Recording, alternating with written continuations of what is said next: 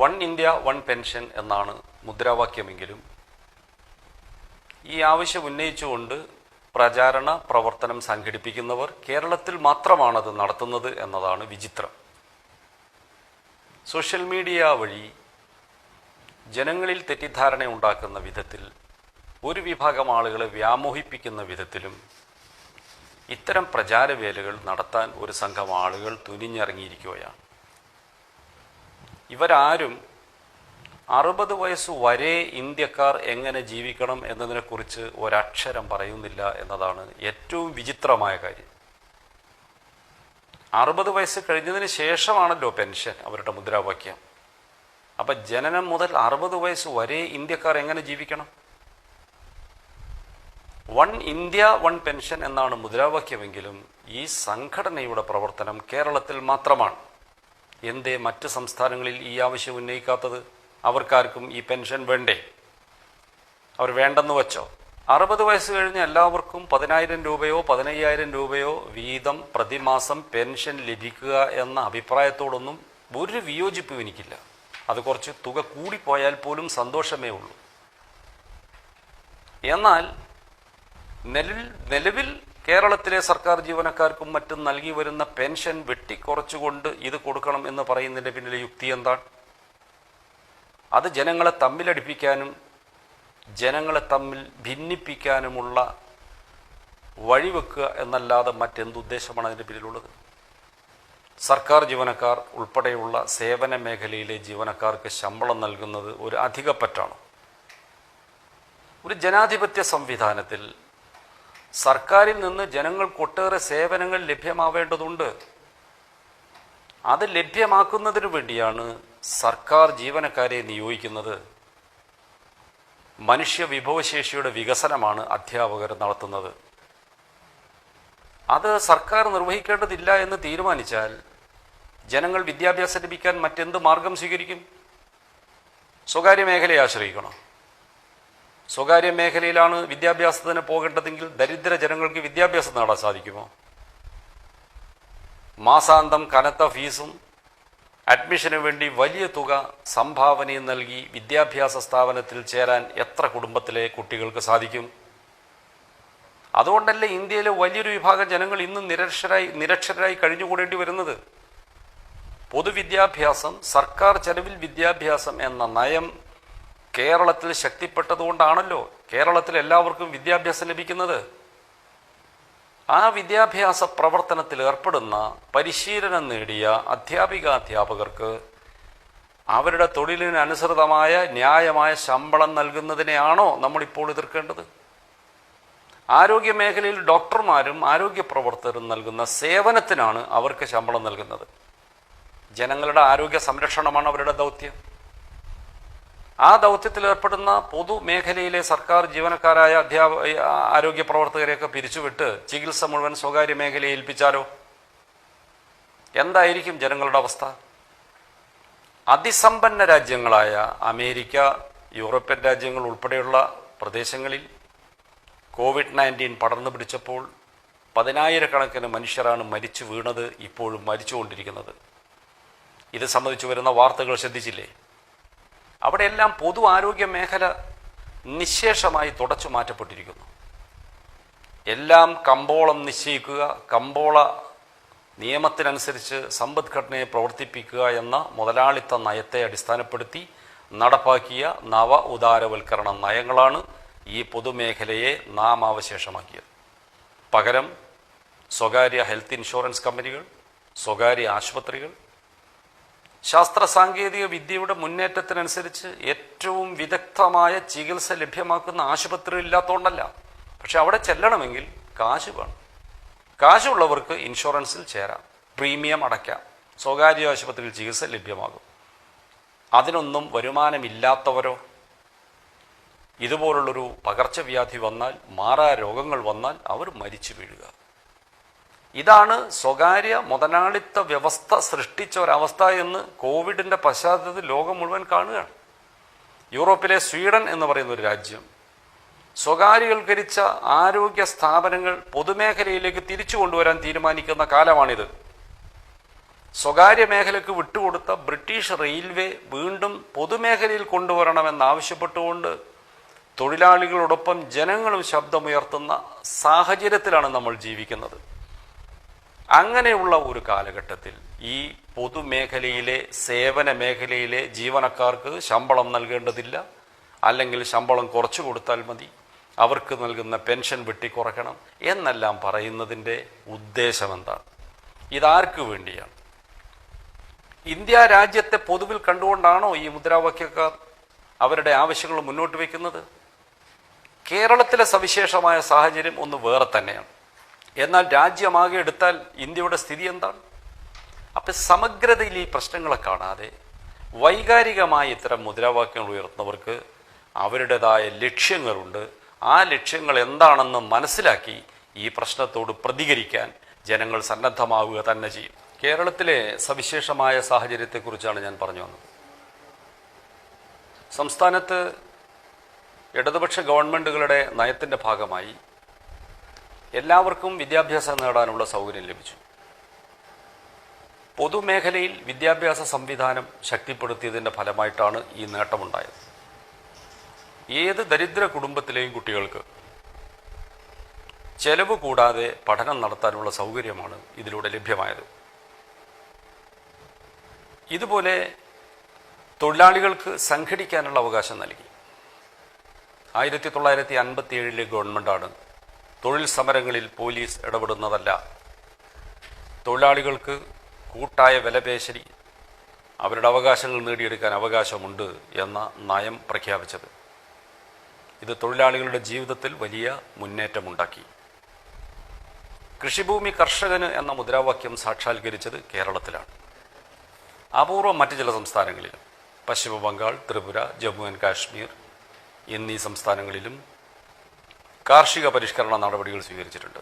ഇതിലൂടെ കാർഷിക മേഖലയിലെ നാടുവാഴിത്ത വ്യവസ്ഥ അവസാനിച്ചു.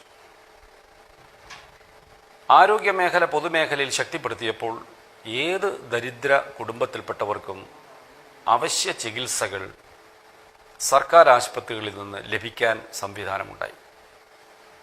സാമൂഹ്യക്ഷേമ പദ്ധതികൾ ശക്തിപ്പെടുത്തി കേരളത്തിൽ.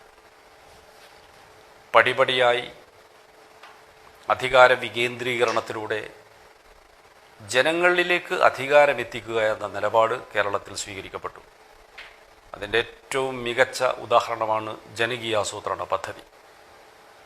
സാക്ഷരതാ പ്രസ്ഥാനം, നവോത്ഥാനം തുടങ്ങിയ ഒട്ടേറെ നടപടികളിലൂടെയാണ് ഇന്ത്യയിലെ മറ്റ് സംസ്ഥാനങ്ങളിൽ നിന്ന് വ്യത്യസ്തമായ ഒരു സമൂഹത്തെ കേരളത്തിൽ വികസിപ്പിച്ചെടുക്കാൻ സാധിച്ചത്, ഈ കേരളത്തെ ഒരു പ്രത്യേക സംസ്ഥാനമാക്കി മാറ്റിയത്. അങ്ങനെയുള്ള ഈ സംസ്ഥാനത്ത് ഒരു പുതിയ മുദ്രാവാക്യവുമായി ഒരു സംഘം ആളുകൾ ഇറങ്ങി പുറപ്പെടുമ്പോൾ അതിൻ്റെ പ്രായോഗികത, അത് കേരളത്തിൽ എങ്ങനെ പ്രതിഫലിക്കും എന്നിത്യാദി കാര്യങ്ങളെക്കുറിച്ച് ഒരാലോചനയും നടത്താതെയാണ് വൈകാരികമായ ഈ മുദ്രാവാക്യം ഉയർത്തുന്നത്. പ്രതിമാസം വൃദ്ധജനങ്ങൾക്ക് 10,000 രൂപയോ 15,000 രൂപയോ വീതം പെൻഷൻ ലഭിക്കുന്നതിന് ആർക്കാണ് എതിർപ്പ്? പക്ഷെ അങ്ങനെ ഒരു മുദ്രാവാക്യം ഉയർത്തുന്നതുകൊണ്ട് മാത്രം അത് യാഥാർത്ഥ്യമാകുമോ? നിലവിലുള്ള സർക്കാർ ജീവനക്കാരുടെയും പൊതുമേഖലാ ജീവനക്കാരുടെയും ശമ്പളവും പെൻഷനും വെട്ടിക്കുറക്കുക എന്ന് പറഞ്ഞാൽ എത്രമാത്രം അപ്രായോഗികമാണ്, എത്ര നിയമവിരുദ്ധമാണ്. ഇതെല്ലാം നിയമപരമായി സ്ഥാപിക്കപ്പെട്ട ചില സംവിധാനങ്ങളാണ്. നമ്മളാരെങ്കിലും ആഗ്രഹിക്കുന്ന രൂപത്തിൽ ഇതിനൊന്നും മാറ്റം വരുത്താൻ സാധ്യമല്ല. മാത്രമല്ല, ഇത്തരം സംവിധാനങ്ങൾ ജനങ്ങളുടെ സേവനത്തിന് വേണ്ടിയാണ് രൂപീകരിക്കപ്പെട്ടത്. ഒരു ജനാധിപത്യ രാജ്യം എന്ന നിലയിൽ ഇന്ത്യയിൽ ജനങ്ങൾക്ക് ആവശ്യം വേണ്ട സേവനങ്ങൾ നൽകുക എന്നത് ഭരണകൂടത്തിൻ്റെ ഉത്തരവാദിത്തമാണ്. അതാണ് സർക്കാർ സർവീസുകളിലൂടെ കേരളത്തിലെ സംസ്ഥാന ഗവൺമെൻറ് നിർവഹിക്കുന്നത്. അധ്യാപകർ മനുഷ്യ വിഭവശേഷിയെ വികസിപ്പിച്ചെടുക്കുന്ന ജോലിയാണ് ചെയ്യുന്നത്. ഡോക്ടർമാരും മറ്റ് ആരോഗ്യ പ്രവർത്തകരും മനുഷ്യരുടെ ചികിത്സ എന്ന ജോലിയാണ് നിർവഹിക്കുന്നത്. അതുപോലെ ജനങ്ങൾക്ക് ആവശ്യമുള്ള ഒട്ടേറെ മേഖലകളിൽ സേവനം നിർവഹിക്കുന്നവരാണ് സർക്കാർ ജീവനക്കാർ. അവർക്ക് അതിനുള്ള യോഗ്യത ഉണ്ടായിരിക്കണം, പരിശീലനം ഉണ്ടായിരിക്കണം. അതിനനുസരിച്ചുള്ള പ്രതിഫലം അവർക്ക് നൽകാൻ സർക്കാരും സമൂഹവും ബാധ്യസ്ഥമാണ്. ഇതെല്ലാം എത്രയോ വർഷങ്ങൾ നീണ്ടുനിന്ന ചർച്ചകളിലൂടെയും സമരങ്ങൾ, പ്രക്ഷോഭ സമരങ്ങളിലൂടെയും എല്ലാം രൂപപ്പെട്ടു വന്ന ഒരു വസ്തുതയാണ്. ഇതിനെയൊക്കെ ഉടച്ചു വാർക്കണമെന്ന് പറയുന്നത് എന്തിൻ്റെ അടിസ്ഥാനത്തിലാണ്? ഇതിൻ്റെ പിന്നിലുള്ള ന്യായം എന്താണ്? ഈ സേവനങ്ങളൊന്നും ജനങ്ങൾക്ക് വേണ്ട എന്നാണോ?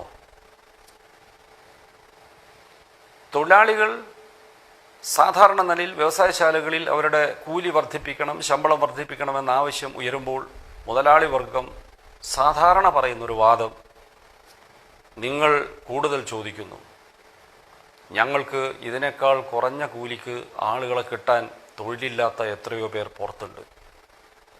അതെന്താണ് നിങ്ങൾ നോക്കാത്തത്? എന്താണ് ഇവിടെ സംഭവിക്കുന്നത്?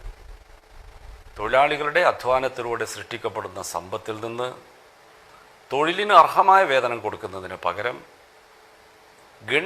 സമ്പത്തിൻ്റെ ഗണ്യമായ ഭാഗം തങ്ങളുടെ പോക്കറ്റിലേക്ക് മാറ്റിവെക്കാൻ തൊഴിലില്ലാത്തവരെ ചൂണ്ടിക്കാണിക്കുന്നു.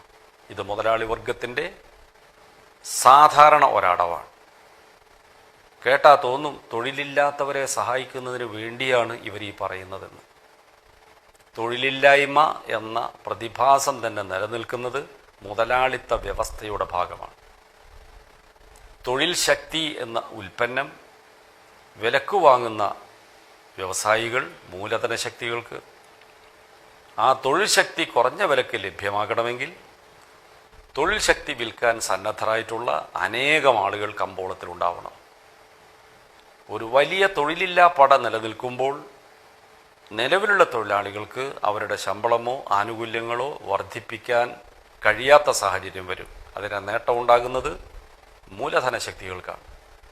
പക്ഷേ അതൊക്കെ മറച്ചു വെച്ചുകൊണ്ട് അവർ ജനങ്ങളോടുള്ള കാരുണ്യം, ജനങ്ങളോടുള്ള സ്നേഹം എന്ന് തോന്നത്തക്ക വിധത്തിൽ നിങ്ങൾ തൊഴിലില്ലാത്തവരെ പരിഗണിക്കുന്നുണ്ടോ എന്ന ചോദ്യം ഉയർത്താറുണ്ട്.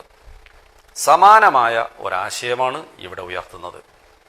ഈ കൂട്ടരോട് ലളിതമായ ഒരു ചോദ്യം എനിക്ക് ചോദിക്കാനുള്ളത്, 60 വയസ്സ് കഴിഞ്ഞാൽ പ്രതിമാസം 10,000 രൂപ പെൻഷൻ വേണം എന്ന് പറയുന്ന നിങ്ങൾ 60 വയസ്സു വരെ ഇന്ത്യയിലെ ജനങ്ങൾ എങ്ങനെ ജീവിക്കുന്നു എന്നതിനെക്കുറിച്ച് ആലോചിച്ചിട്ടുണ്ടോ? 60 വയസ്സ് കഴിഞ്ഞതിന് ശേഷമാണല്ലോ നിങ്ങളുടെ പെൻഷൻ്റെ മുദ്രാവാക്യം വരുന്നത്. 60 വയസ്സ് വരെയുള്ള ഇന്ത്യയിലെ മനുഷ്യരുടെ അവസ്ഥ എന്താണ്? ഇന്ത്യയിലെ ഭൂരിപക്ഷം ജനങ്ങൾ ദരിദ്രരാണ്. ആ ഭൂരിപക്ഷ ജനങ്ങളിൽ വലിയൊരു വിഭാഗം തൊഴിലാളികളും കർഷക തൊഴിലാളികളുമാണ്. തൊഴിലാളികളിൽ ഗണ്യമായ വിഭാഗം അസംഘടിത പരമ്പരാഗത മേഖലയിൽ ജോലി ചെയ്യുന്നവരും സ്വയം തൊഴിൽ ചെയ്യുന്നവരുമാണ്. ഇവർക്ക് ജീവിക്കാൻ ആവശ്യമായ ഒരു വരുമാനം ഈ തൊഴിലിലൂടെ ലഭിക്കുന്നില്ല. തൊഴിൽ ചെയ്ത് കിട്ടുന്ന കൂലി കൊണ്ട് ജീവിക്കുക എന്നല്ലാതെ മറ്റൊരു ജീവിതോപാധിയും അവർക്കില്ല. ഇപ്പോൾ ഇന്ത്യ ഗവൺമെൻറ് പ്രഖ്യാപിച്ചിട്ടുള്ള ദേശീയ തലത്തിലുള്ള ഫ്ലോർ വേജ് എന്ന് വെച്ചാൽ ദേശീയ തലത്തിലുള്ളൊരു കൂലി പ്രതിദിനം 182 രൂപയാണ്. പ്രതിദിനം 182 രൂപ കിട്ടിയാൽ ഒരു മാസത്തെ വരുമാനം എന്തായിരിക്കും? 60 വയസ്സ് കഴിഞ്ഞാൽ 10,000 രൂപ ആവശ്യപ്പെടുന്നവർ, ഒരു ദിവസം ജോലി ചെയ്യാൻ ആരോഗ്യമുള്ള ജനങ്ങൾക്ക് ജോലി ചെയ്ത് കഴിഞ്ഞാൽ ഈ 182 രൂപ കൂലി കൊടുക്കണമെന്ന് പറയുന്ന ഇന്ത്യ ഗവൺമെൻറ്റിൻ്റെ നിലപാടിനോട് എന്താണ് അഭിപ്രായം? അതിൽ മാറ്റം വരണ്ടേ? ഇന്ത്യയിൽ തൊഴിൽ ചെയ്യുന്ന എല്ലാവർക്കും പ്രതിദിനം 600 രൂപയെങ്കിലും കൂലിയായി ലഭിക്കണമെന്നാണ് ഇന്ത്യയിലെ ട്രേഡ് യൂണിയനുകൾ ആവശ്യപ്പെട്ടത്. ഈ ആവശ്യം ഉന്നയിച്ചാണ് ദേശീയ പണിമുടക്കങ്ങളെല്ലാം നടന്നത്. ഇതിന്ന് വരെ ഇന്ത്യ ഗവൺമെൻറ് അംഗീകരിച്ചിട്ടില്ല. ഇന്ത്യയിലെ കർഷക തൊഴിലാളികൾ ഏകദേശം 25 കോടിയോളം വരും. എന്താണ് അവരുടെ കൂലി വ്യവസ്ഥ? അവർക്ക് ഒരു വർഷം 365 ദിവസങ്ങളിൽ 30 ദിവസമോ 31 ദിവസമോ ആണ് ശരാശരി ജോലി ലഭിക്കുന്നത്. കൃഷി ഇറക്കുമ്പോഴും വിളവെടുക്കുമ്പോഴും മറ്റ് സന്ദർഭങ്ങളിൽ അവർക്ക് ജോലിയില്ല.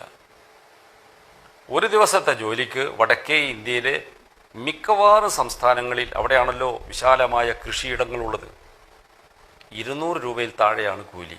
ഒറീസയിൽ ശരാശരി കൂലി 135 രൂപയാണ്. ഉത്തർപ്രദേശിൽ 160, 170 രൂപയാണ് ശരാശരി കൂലി.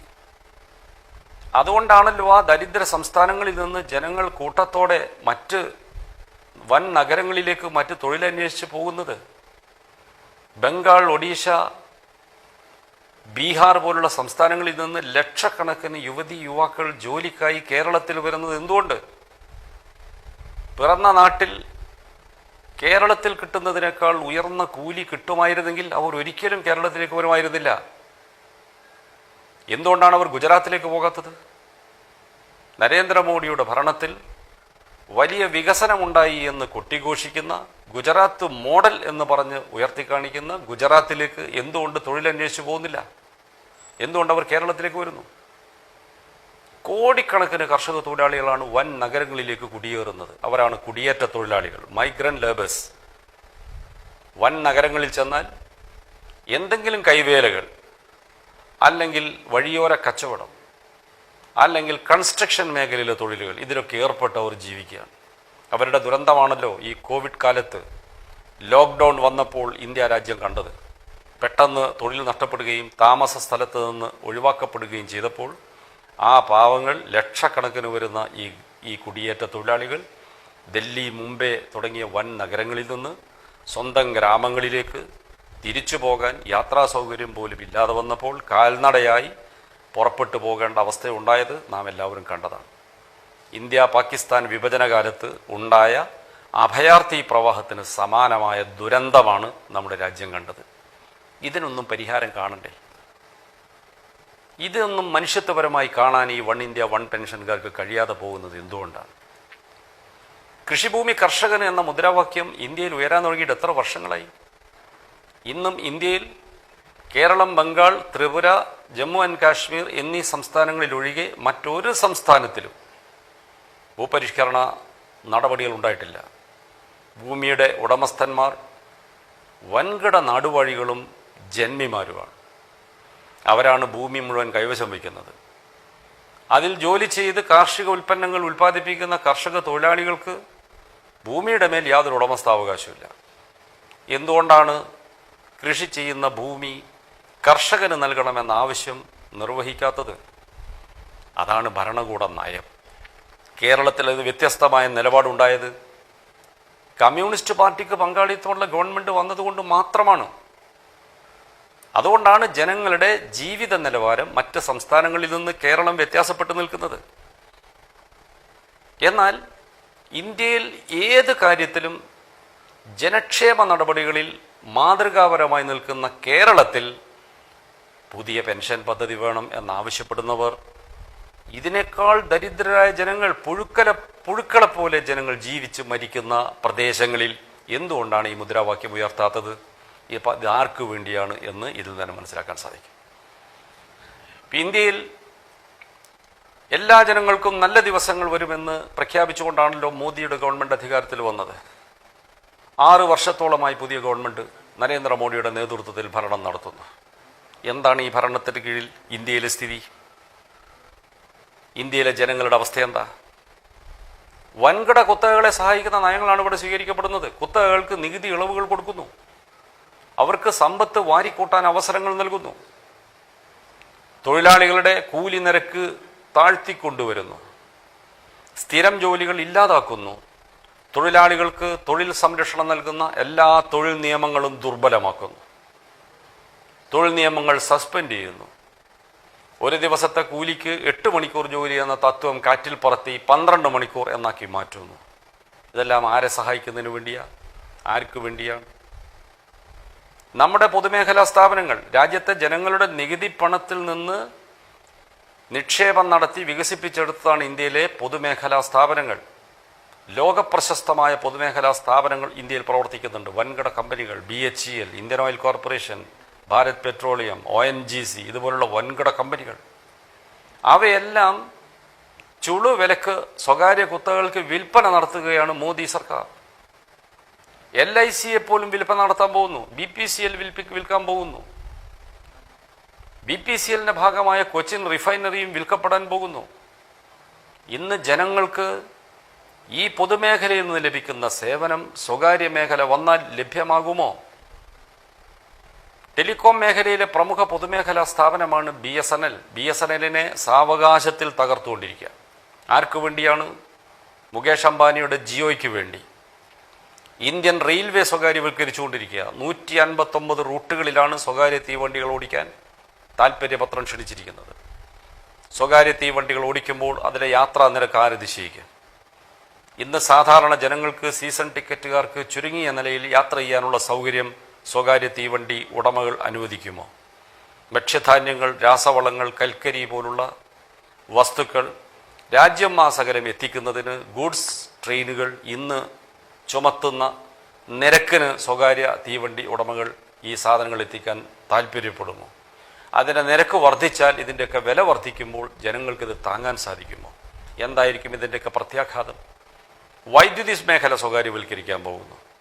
പാവപ്പെട്ട ജനങ്ങൾക്കും കർഷകർക്കും സബ്സിഡിയോടുകൂടി ചുരുങ്ങിയ നിരക്കിൽ വൈദ്യുതി നൽകാനുള്ള പൊതുമേഖലയിലെ സംസ്ഥാന ഇലക്ട്രിസിറ്റി ബോർഡുകൾക്കുള്ള അവകാശമാണ് നഷ്ടപ്പെടാൻ പോകുന്നത്.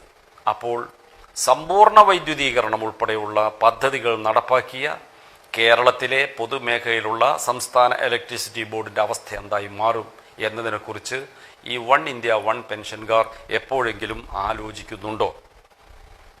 ഇവിടെ എല്ലാവർക്കും പെൻഷൻ എന്ന മുദ്രാവാക്യത്തിൻ്റെ മുമ്പേ ഉയർത്തേണ്ട മുദ്രാവാക്യം എല്ലാവർക്കും തൊഴിൽ എന്നതാണ്. 2019 ഇന്ത്യ ഗവൺമെൻറ്റിൻ്റെ നാഷണൽ സാമ്പിൾ സർവേ ഓർഗനൈസേഷൻ എന്ന സ്ഥാപനം നടത്തിയ ഒരു സർവേയുടെ റിപ്പോർട്ട് പുറത്തു വന്നു. ലോക്സഭാ തെരഞ്ഞെടുപ്പിന് തൊട്ട് മുമ്പാണ് ഈ റിപ്പോർട്ട് ഗവൺമെൻറ്റിന് സമർപ്പിച്ചത്. ആ റിപ്പോർട്ടിലെ പരാമർശങ്ങൾ അപ്പോൾ പുറത്തു വരുന്നത് BJPക്ക് ഗുണകരമാവില്ല എന്ന് തോന്നിയ അവർ അത് മറച്ചുവെച്ചു. പിന്നീട് ഇലക്ഷന് ശേഷമാണ് റിപ്പോർട്ട് പുറത്തു വന്നത്. ആ റിപ്പോർട്ടിൽ എന്താ പറയുന്നത്? ഇന്ത്യയിലെ തൊഴിലില്ലായ്മ 27% ഉയർന്നു എന്ന സംഭ്രമജനകമായ ഒരു റിപ്പോർട്ടാണ് ജനങ്ങൾ കണ്ടത്. കഴിഞ്ഞ 45 വർഷക്കാലത്തിനിടയിലെ ഏറ്റവും ഉയർന്ന തൊഴിലില്ലായ്മ നിരക്കാണ് നാഷണൽ സാമ്പിൾ സർവേ ഓർഗനൈസേഷൻ കണ്ടെത്തിയത്. അഭ്യസ്തവിദ്യരായ ആളുകൾ പോലും തൊഴിലിനു വേണ്ടി തെണ്ടി നടക്കുകയാണ്. വടക്കേ ഇന്ത്യൻ സംസ്ഥാനങ്ങളിൽ ഒരു തസ്തികക്കുള്ള അപേക്ഷയ്ക്ക് അല്ലെങ്കിൽ ഏതാനും തസ്തികകൾക്കുള്ള അപേക്ഷയ്ക്ക് ലക്ഷക്കണക്കിന് ഉദ്യോഗാർത്ഥികളാണ് അപേക്ഷ നൽകുന്നത്. ഈ അവസ്ഥ നിലനിൽക്കുമ്പോൾ നമുക്ക് പെൻഷനെക്കുറിച്ച് മാത്രം ചിന്തിച്ചാൽ മതിയോ? എല്ലാവർക്കും തൊഴിൽ ലഭ്യമാകണ്ടേ? എങ്കിലല്ലേ മനുഷ്യരെ പോലെ ജീവിക്കാൻ സാധിക്കൂ? എല്ലാവർക്കും വിദ്യാഭ്യാസം ലഭിക്കണ്ടേ? ഇന്ത്യയിൽ ഇപ്പോഴും സാക്ഷരരായ ജനങ്ങൾ എത്ര ശതമാനമുണ്ട്? കേരളം 100% സാക്ഷരത നേടി.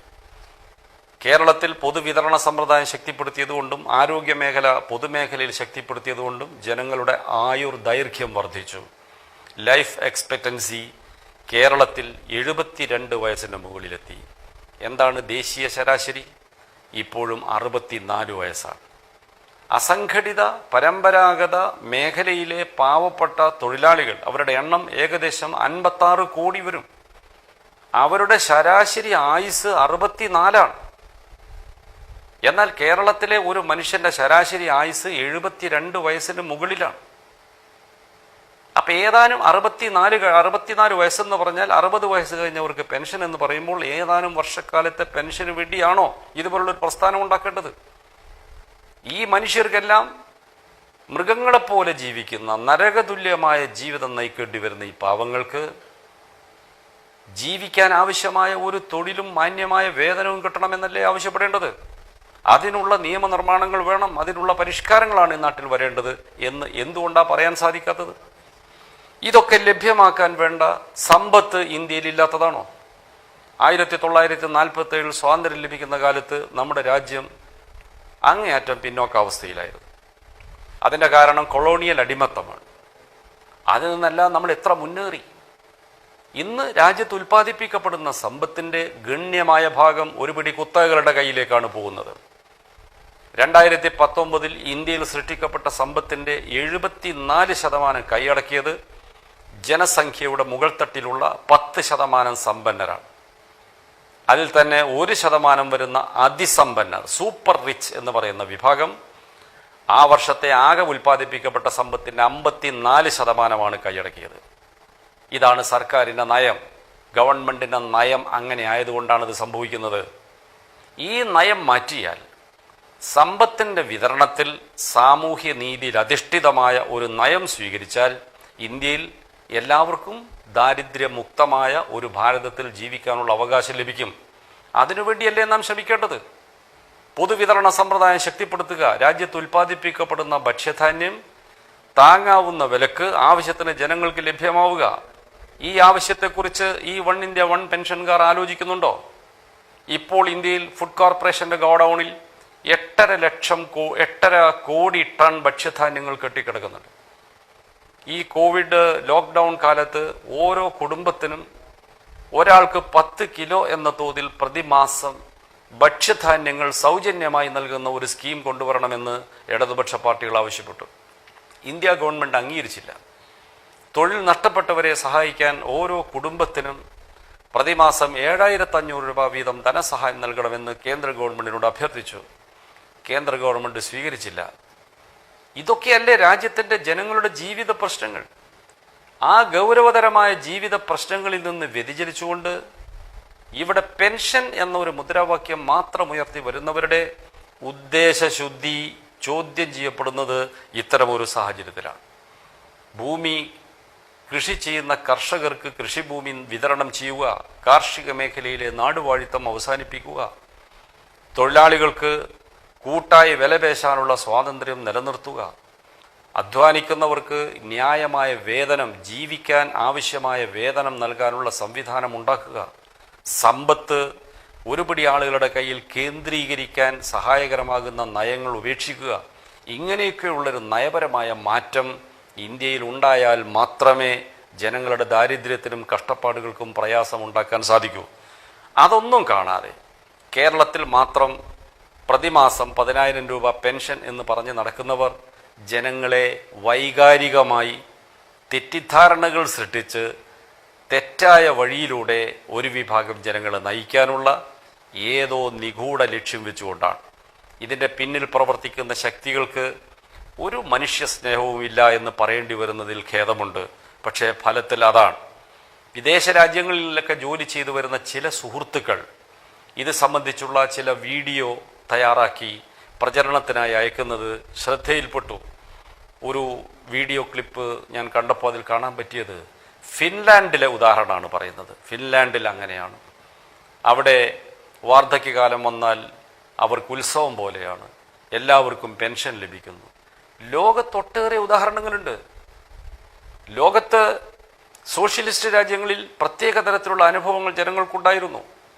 വികസിത മുതലാളിത്ത രാജ്യങ്ങളിൽ തന്നെ, യൂറോപ്യൻ രാജ്യങ്ങളിൽ ക്ഷേമരാഷ്ട്രങ്ങൾ എന്ന സങ്കല്പം നിലവിലുണ്ടായിരുന്ന യൂറോപ്യൻ രാജ്യങ്ങളിലെല്ലാം വാർദ്ധക്യകാല പെൻഷൻ സമ്പ്രദായം ശക്തമായ നിലയിൽ നിലവിലുണ്ടായിരുന്നു. ലോകത്ത് പലയിടത്തും പല വ്യവസ്ഥകളാണുള്ളത്. ഇത്തരം വ്യവസ്ഥകൾ, മനുഷ്യ ജീവിതത്തിന് സഹായകരമാകുന്ന വ്യവസ്ഥകൾ നമുക്ക് ഇന്ത്യയിലും സ്ഥാപിക്കാൻ സാധിക്കും. എന്നാൽ ഇന്ത്യയെ ഒരുമിച്ച് കാണുന്നതിന് പകരം അതിൽ നിന്ന് കേരളത്തെ മാത്രം അടർത്തി മാറ്റി മറ്റ് സംസ്ഥാനങ്ങളെ അപേക്ഷിച്ച് മെച്ചപ്പെട്ട ജീവിത സാഹചര്യമുള്ള കേരളത്തിലെ ഗവൺമെന്റിനെതിരായി ഒരു പറ്റം ആളുകളെ തിരിച്ചുവിടുക എന്ന രാഷ്ട്രീയ ദുഷ്ടലാക്കോടെ ഈ മുദ്രാവാക്യം ഉയർത്തുന്നത് മറ്റെന്തോ ലക്ഷ്യം വെച്ചുകൊണ്ടാണ്. ഇത് ജനങ്ങളെ സഹായിക്കുന്നതിനോ വാർദ്ധക്യകാല അവശത അനുഭവിക്കുന്ന പാവപ്പെട്ടവരെ സഹായിക്കുന്നതിനോ അല്ല. കേരളത്തിൽ മാത്രമാണ് സാമൂഹ്യ സുരക്ഷാ പദ്ധതി എന്ന നിലയിൽ വാർദ്ധക്യകാല പെൻഷൻ പ്രതിമാസം 1,600 രൂപ വീതം നൽകുന്നത്. അത് കൃത്യമായി നൽകാനുള്ള നടപടിയും കേന്ദ്ര ഗവൺമെൻറ് സ്വീകരിക്കുന്നു, സംസ്ഥാന ഗവൺമെൻറ് സ്വീകരിക്കുന്നു. അതിനു പുറമെ വയോജന ക്ലബ്ബുകളും വയോജന പാർപ്പിട സൗകര്യങ്ങളും തദ്ദേശ സ്വയംഭരണ സ്ഥാപനങ്ങൾ മുഖേന സ്ഥാപിച്ചുകൊണ്ട് പരമാവധി ആശ്വാസ നടപടികൾ സ്വീകരിക്കാൻ സംസ്ഥാന ഗവൺമെൻറ് പല കാര്യങ്ങളും ചെയ്തുകൊണ്ടിരിക്കുന്നു. ഇതെല്ലാം കേരളത്തിൽ മാത്രമേ ഉള്ളൂ. വഴിയരികിൽ കടന്ന് മരിക്കേണ്ടി വരുന്നവരും എങ്ങോടമില്ലാത്തവരും പാർപ്പിടങ്ങളില്ലാത്തവരും ശുദ്ധജലം കുടിക്കാൻ കിട്ടാത്തവരുമായ കോടാനുകോടി മനുഷ്യരുടെ രാജ്യമാണ് ഇന്ത്യ എന്നത് മറച്ചു വെച്ചുകൊണ്ടാണ് ചില സുഹൃത്തുക്കൾ ഫിൻലാൻഡിൻ്റെയും സ്വീഡൻ്റെയൊക്കെ അനുഭവങ്ങൾ പറഞ്ഞുകൊണ്ട് കേരളത്തിലെ ജനങ്ങളിൽ ഒരു വിഭാഗത്തെ തെറ്റിദ്ധരിപ്പിക്കാൻ ശ്രമിക്കുന്നത്. ഇത് ജനങ്ങൾക്ക് വേണ്ടിയുള്ളതല്ല, ജനങ്ങളുടെ ക്ഷേമം എന്നത് ലക്ഷ്യമേ അല്ല, മറിച്ച് മറ്റെന്തോ രാഷ്ട്രീയ ദുരുദ്ദേശത്താൽ പ്രേരിതമായ ഒരു സംഘത്തിൻ്റെ പ്രചാരവേലയാണ് വൺ ഇന്ത്യ വൺ പെൻഷൻ. നമുക്ക് ഉയർത്തേണ്ട മുദ്രാവാക്യം ഇന്ത്യയിലെ എല്ലാ ജനങ്ങൾക്കും തൊഴിൽ, എല്ലാവർക്കും തൊഴിൽ, എല്ലാവർക്കും വിദ്യാഭ്യാസം, എല്ലാവർക്കും പാർപ്പിടം, എല്ലാവർക്കും ഭക്ഷണം കഴിക്കാനുള്ള സൗകര്യം, എല്ലാവർക്കും വാർദ്ധക്യകാല സംരക്ഷണം എന്നീ മുദ്രാവാക്യമാണ് നമ്മൾ ഉയർത്തേണ്ടത്. അതുവഴി മാത്രമേ മനുഷ്യൻ നേരിടുന്ന പ്രശ്നങ്ങൾ പരിഹരിക്കാൻ സാധിക്കൂ എന്ന് ഈ സുഹൃത്തുക്കൾ മനസ്സിലാക്കണമെന്നുകൂടി അഭ്യർത്ഥിച്ചുകൊണ്ട് ഞാൻ അവസാനിപ്പിക്കുന്നു.